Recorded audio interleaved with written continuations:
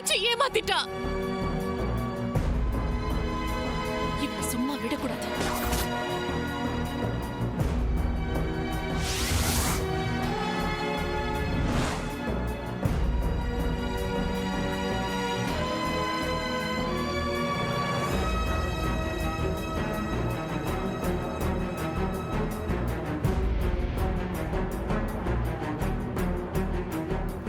ரொம்ப சாரி மல்லிகா.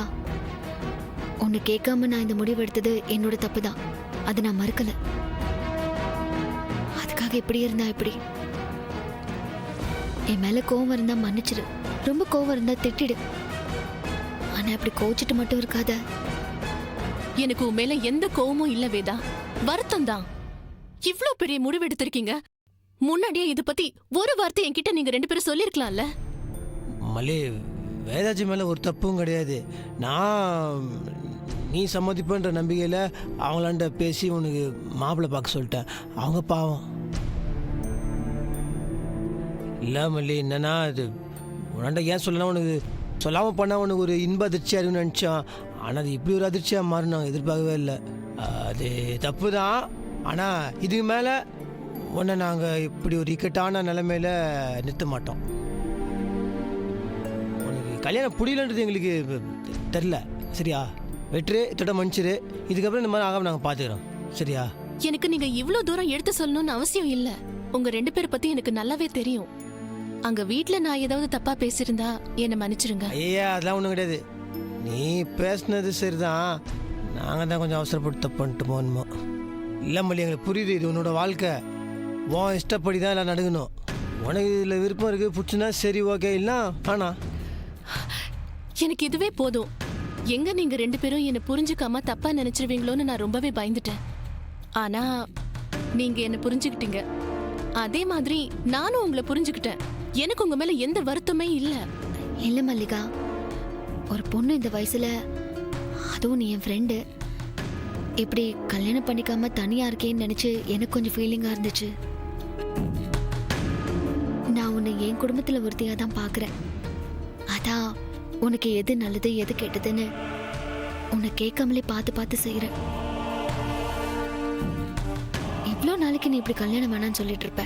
உனக்குன்னு ஒரு வாழ்க்கை வேணும்ல, அதுக்காக தான் சொல்றேன். கூடிய சீக்கிரமே ஒரு கல்யாணம் பண்ணிக்கோ. ஆமா மல்லி, வேதாஜி சொல்ல கரெக்டு. டப்பு டப்புன்னு கல்யாணத்தை முடிச்சுன்னு எவ்வளோ நாளாக தனியாக இருப்ப? நாகராஜ், நான் கல்யாணமே வேண்டான்லாம் சொல்லல. எனக்கு இப்போ கல்யாணம் வேண்டான்னு தான் சொல்றேன்.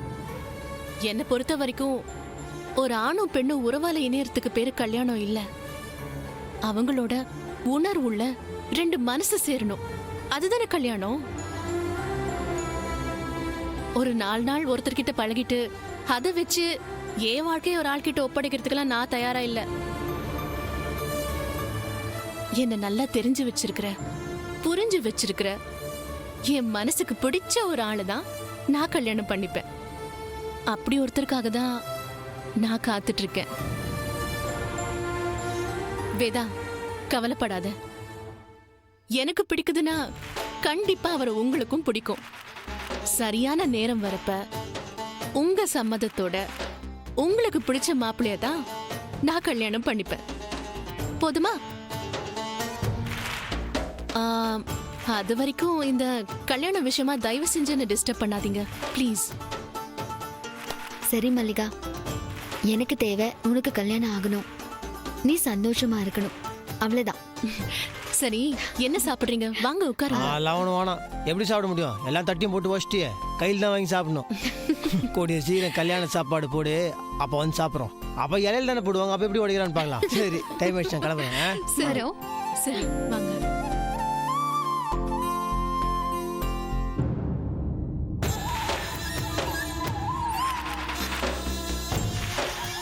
நான் எந்த அர்த்தத்துல சொன்னேங்கிறதே நீ புரிஞ்சுக்கவே இல்ல. ஏன் வேதா, ஏன் நீ மட்டும் என்ன நம்புற? இது போதும். இந்த நம்பிக்கைய வச்சே நான் நாகராஜையும் உன்னையும் ஈஸியா பிரிச்சிருவேன்.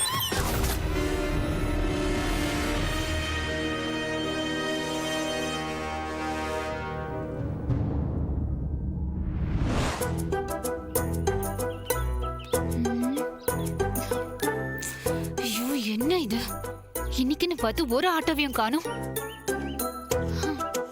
இன்னைக்கு பாத யாத்திரை தான்.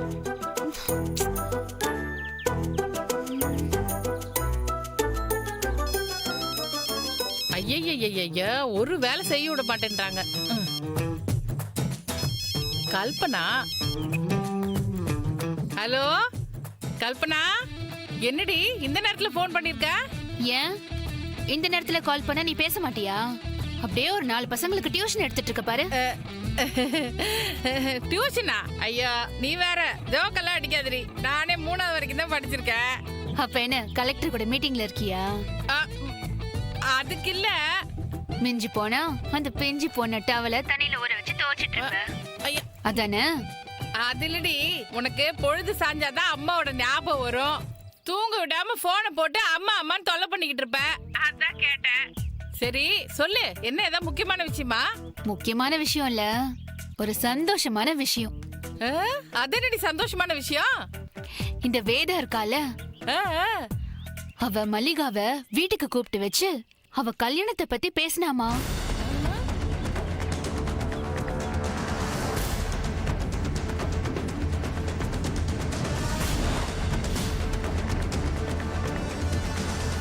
ஏய் அங்க பாருடி,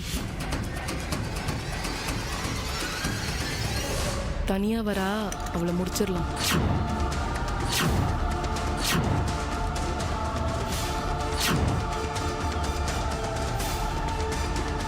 ஒரு 2-2.5 தேருண்டி. ஆமாண்டி. மா, மல்லிகா அந்த கல்யாணம் வேண்டான்னு சொல்லும் போது வேதா தலை அப்படி தொங்கி போயிடுச்சு. சொல்லுடா. இன்னைக்கு அப்ப எனக்கு எவ்வளவு சந்தோஷமா இருந்துச்சு தெரியுமா? வண்டி எடுத்துக்கு நீ முன்னாடி போ, நான் பின்னாடியே வரேன். முடியாதுமா. ஆமாமா. ஆமாண்டி, உண்மையிலே இது ரொம்ப சந்தோஷமான விஷயம்தான்.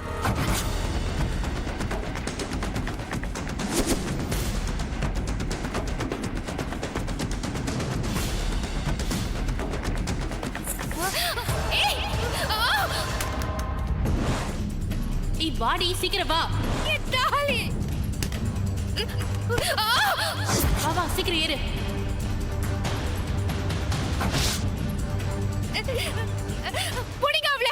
என்னடி இவ்வளவு பேசிக்கிட்டு இருக்க, ஒரு சத்தத்தையும் காணோம்? ஹலோ கல்பனா, என்னவ போனை கட் பண்ணிட்டாளா?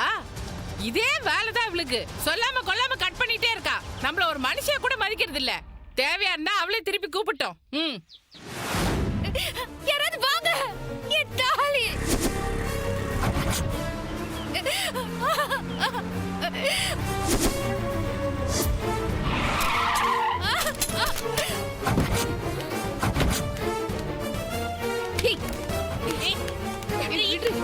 கையை விடு.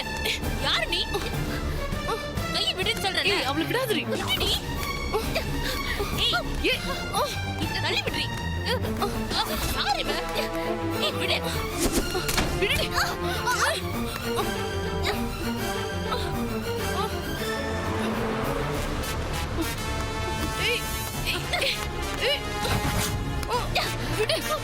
விடுடி. செயினை புடுங்காம விடாத. செயினை கொடுத்துடாத. செயினை புடுங்காத. யாரு நீ? செயினை புடு.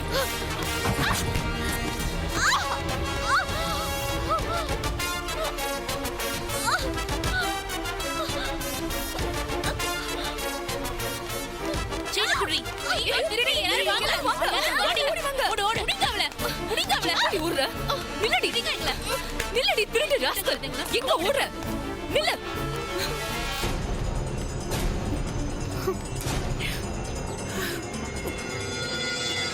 வர வர இவளுக்கு தொல்லை தாங்க முடியல. இவளுக்கெல்லாம் போலீஸ்ல தான் புடிச்சு கொடுங்க. கூட்டிட்டு வாங்க. வாடி வா. இவளுக்கெல்லாம் உள்ள போட்டு வெளியே வர முடியாத அளவுக்கு கேஸ் போடணும். வா.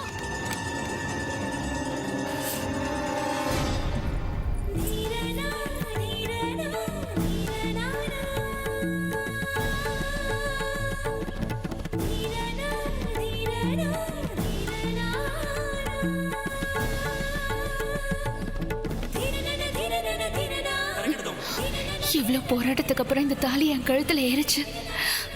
ஒரு நிமிஷத்துல பறிச்சுட்டு போக பார்த்தாங்களே.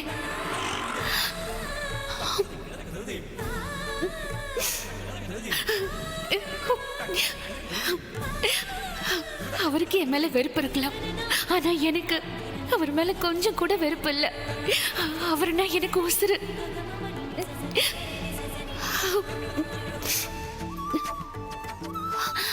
என்னங்க,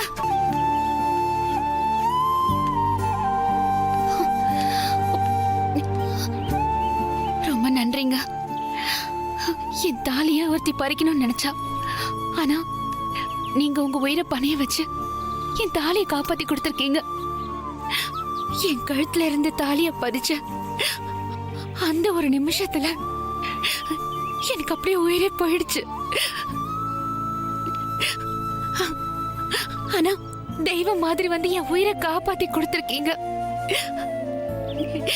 நான் தினமும் கும்பிடுற கடவுள் தான் உங்களை இங்க அமுச்சு வச்சிருக்கு.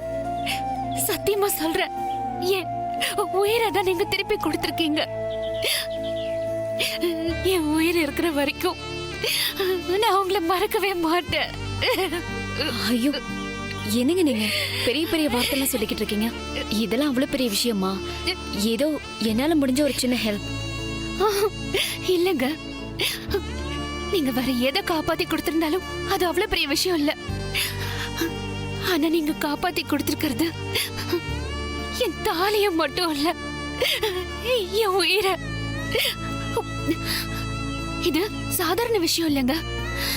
தாலிங்கிறது ஒரு பொண்ணுக்கு வெறும் கயிறு மட்டும் இல்லைங்க, அது ஒரு பொண்ணோட அடையாளம். இதுல பிறந்த வீட்டோட பெருமையும் புகுந்த வீட்டோட உரிமையும் கணவன் மனைவிக்கான பந்தமும் அடங்கி இருக்கு. அதை உணர்ந்தவங்களுக்கு தாலியும் ஒரு உயிர் மாதிரி தான்.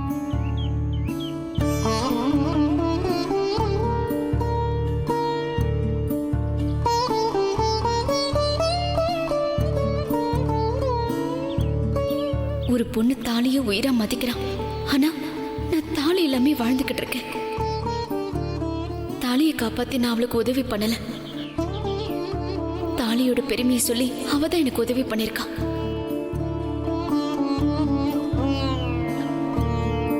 என்னங்க யோசிக்கிறீங்க? ஒண்ணு இல்லைங்க. என்னங்க இது? எனக்காக உதவி பண்ண போய் உங்களுக்கு எப்படி அடிபட்டு இருக்கு? வாங்க ஹாஸ்பிட்டல் போலாம். ஐயோ பரவாயில்ல, விடுங்க. ஐயோ, பக்கத்துல ஹாஸ்பிட்டல் கூட எதுவும் இல்லையே. நீங்க தப்பா நினைக்க மாட்டீங்களே? பக்கத்துல தான் என் வீடு. வாங்க, வீட்ல ஃபர்ஸ்ட் எய்ட் கிட் இருக்கு, நான் மருந்து போட்டு விடுறேன். ஐயோ பரவாயில்லைங்க, உங்களுக்கு எதுக்குங்க வீண் சிரமம்? என்னங்க நீங்க எனக்காக உங்க உயிரையே பணைய வச்சு என் தாலியை காப்பாத்தி கொடுத்துருக்கீங்க. இதுல எனக்கு என்னங்க சிரமம்? ப்ளீஸ் வாங்க. இருங்க, நான் ஆட்டோ பிடிச்சிட்டு வரேன். ஏங்க ஆட்டோல எதுக்கு? வேண்டாங்க, என்னன்னே டிரைவ் பண்ண முடியும், நானே டிரைவ் பண்றேன். அப்படியா? சரி, என் பேக்கும் போனும் அங்க இருக்கு, நான் எடுத்துட்டு வரேன். பாத்து.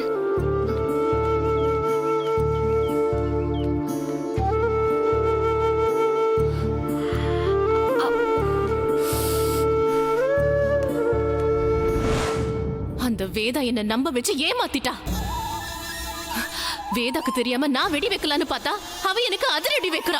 என்னம்மா சொல்ற? எனக்கு ஒண்ணுமே புரியல. அந்த வேதா என்ன பாசமா வீட்டுக்கு கூப்பிட்டா, நானும் போய் தொலைச்சேன். அங்க போய் பார்த்தா எனக்கு மாப்பிளைய பார்த்து கல்யாணம் பண்ணி வைக்க ஏற்பாடு பண்ணிருக்கா. என்ன நெஞ்செழுத்து அந்த வேதாவுக்கு? பாக்குறதுக்கு பாவமா இருந்துகிட்டு என்ன மாதிரி வேலையெல்லாம் பண்றா? அந்த அளவுக்கு திமிராயிடுச்சா அவளுக்கு? நான் அப்பவே சொன்னேன்ல மல்லிகா, நீ வேதா விஷயத்துல அசால்ட்டா இருக்க. நீ தான் கேட்கல. இப்ப பாரு எவ்வளவு பெரிய காரியம் பண்ணிருக்கா. இன்னுமா நீ பொறுமையா இருக்க போற? நீங்க சொன்னது கரெக்ட் தான்க்கா. வேதா விஷயத்துல நான் கொஞ்சம் அசால்ட்டா தான் இருந்துட்டேன். இனிமே அப்படி இருக்க மாட்டேன். எனக்கு ஒண்ணுதான் புரியல, வேதா என் மேல பாசம் இருக்கிறதுனால இதெல்லாம் பண்றாளா, இல்ல அவ புருஷனை லவ் பண்ணிருந்தேங்கிற வெறுப்புல பண்றாளான்னு தெரியல. கண்டிப்பா உன் மேல பாசம் கிடையாது மல்லிகா. உன் மேல உண்மையிலே பாசம் இருந்துச்சுன்னா கல்யாணத்தை பத்தி பேச்சு அடிபடும் போதே அப்போ உனக்கு மாப்பிள்ளைய பார்த்து கல்யாணத்தை ரெடி பண்ணிருக்கணும். ஆனா உன் லவ் மேட்டர் தெரிஞ்சதுக்கு அப்புறம் தான் இவ்வளவு சீக்கிரமா அவசரமா உனக்கு கல்யாணத்தை ரெடி பண்றா. நீ அவளோட புருஷனை லவ் பண்ணிருக்க. இதனால பின்னாடி எப்ப வேணாலும் பிரச்சனை வருமோங்கிற பயம். அதான் அவ முன்னெச்சரிக்கையா உனக்கு ஒரு கல்யாணத்தை பண்ணி வச்சுட்டு அவ உன்னை ஒதுக்கலான்னு பிளான் பண்ணிருக்கா. கரெக்டுக்கா, எனக்கும் அப்படிதான் தோணுது. நாகராஜ் கிட்ட இருந்து வேதாவை பிரிச்சுட்டு நான் நாகராஜ் கூட சந்தோஷமா வாழலான்னு பிளான் பண்ணா எனக்கு ஒரு கல்யாணத்தை பண்ணி வச்சுட்டு நாகராஜ் கூட சந்தோஷமா வாழணும்னு அந்த வேதா பிளான் பண்ணிட்டு இருக்கா. ஆனா அவ திட்டம் என்கிட்ட பலிக்காது. அவ்வளவு சீக்கிரமா நான் நாகராஜை விட்டு கொடுத்துட மாட்டேன். வேதா என் கூட உண்மையா பழகுறாளேன்னு இவ்ளோ நாளா நான் அவளுக்கு கருணை காட்டினேன். அவளை கொஞ்சம் பாவம் பார்த்துட்டேன். ஆனா எப்ப அவ எனக்கு எதிரா பிளான் பண்ண ஆரம்பிச்சாளோ அப்பவே நான் முடிவு பண்ணிட்டேன், இந்த வேதாவுக்கு ஒரு முடிவு கட்டணும்னு. என்ன மல்லிகா பண்ண போற? எப்போ என் வாழ்க்கையில வேதா முடிவெடுக்க ஆரம்பிச்சாளோ அதுதான் அவ பண்ண பெரிய தப்பு. அதுக்கு தண்டனையா இனிமே வேதாவோட வாழ்க்கையில ஒவ்வொரு நாளும் என்ன நடக்கணுங்கிறது இந்த மல்லிகா தான் முடிவு பண்ணுவா. அதை நான் நடத்தியும் காட்டுவேன். இப்போ எப்படி வேதா என் கண்ணு முன்னாடி நாகராஜ் கூட வாழ்றாளோ அவ வாழ்க்கைய பறிச்சு நாகராஜ் கூட நான் சந்தோஷமா வாழ்ந்து காட்டணும். அத அவ பார்க்கணும். இதுக்கு நான் முதல்ல கூடிய சீக்கிரம் நாகராஜ் வீட்டுக்கு போகணும். அதுக்கப்புறம் நான் சொன்னதெல்லாம் நான் படிப்படியா நடத்தி காட்டுறேன். இப்போதைக்கு நான் சும்மா போறேன். கொஞ்ச நாள்ல அந்த வீட்டோட மருமகளா நான் வாழ்வேன்.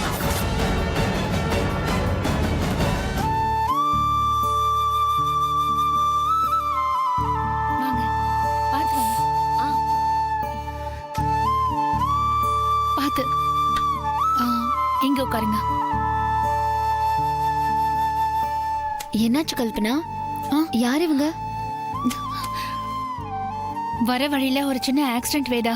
என் தாலியை 2 திருடிங்க திருட பார்த்தாங்க. இவங்க கஷ்டப்பட்டு சண்டை போட்டு என் தாலியை இவங்க தான் காப்பாத்தி கொடுத்தாங்க. சண்டை போடும்போது அடிபட்டுருச்சு. பக்கத்துல எங்கேயும் ஹாஸ்பிட்டல் இல்ல. அதான் வீட்டுக்கு கூட்டிட்டு வந்து ஃபர்ஸ்ட் எய்ட் பண்ணலான்னு வந்தேன். இரு, நான் கிட்ட எடுத்துட்டு வரேன். கூட இருக்கிறவங்களே உதவாத இந்த காலத்துல எந்த உறவும் இல்லாத நீங்க உதவி பண்ணிருக்கீங்க. அதுவும் ஒரு பொண்ணா இருந்துகிட்டு எங்க வீட்டு பொண்ணோட தாலியை காப்பாத்தி கொடுத்துருக்கீங்க. ரொம்ப பெரிய விஷயங்க. ரொம்ப நன்றிங்க. அதெல்லாம் ஒண்ணும் இல்லைங்க. கை எப்படி காட்டுங்க.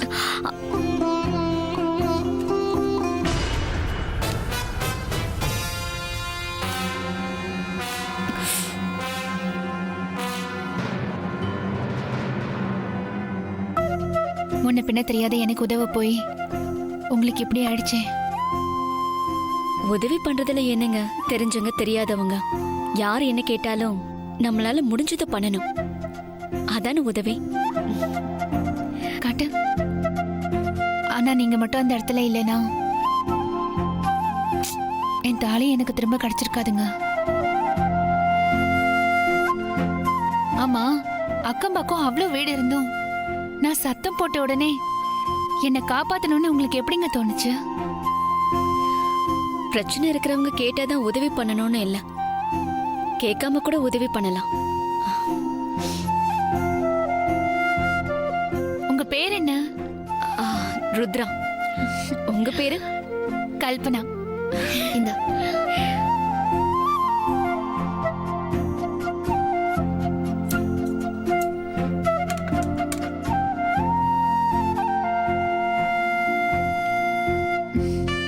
வலிக்குதா? இல்லைங்க. வலி இல்லைன்னா அப்புறம் ஏங்க ஒரு மாதிரியா இருக்கீங்க? அடிபட்டது வலிக்கல, ஆனா அடிபடும் போது கொஞ்சம் அதிர்ச்சி ஆயிட்டேன். அதான் கொஞ்சம் தலை வலிக்கிற மாதிரி இருக்கு. ஐயோ, டீ சாப்பிட்றீங்களா காஃபி சாப்பிட்றீங்களா? ஐயோ அதெல்லாம் வேண்டாங்க. என்னங்க எங்க வீட்டுக்கு முத தடவை வந்திருக்கீங்க, டீ சாப்பிடக்கூடாதா? இல்லைங்க, பரவாயில்ல, வேண்டாங்க. என்னங்க நாலு பின்ன உங்க வீட்டுக்கு வந்தா இப்படிதான் வெறும் வயித்தோட அனுப்புவீங்களா? ஐயோ என்னங்க இப்படி சொல்றீங்க? நான் அப்படிலாம் பண்ண மாட்டேன். அப்புறம் என்னங்க, ஒரு டீ தானே, சாப்பிடுங்க. சரி, நான் போய் எடுத்துட்டு வரேன். கல்பனா நீ பேசிட்டு நான் போய் எடுத்துட்டு வரேன்.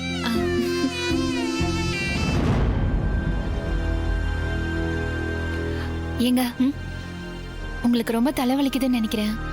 வீட்ல டேப்லெட் இருக்கு, நான் எடுத்துட்டு வரேன், நீங்க போட்டுக்கோங்க.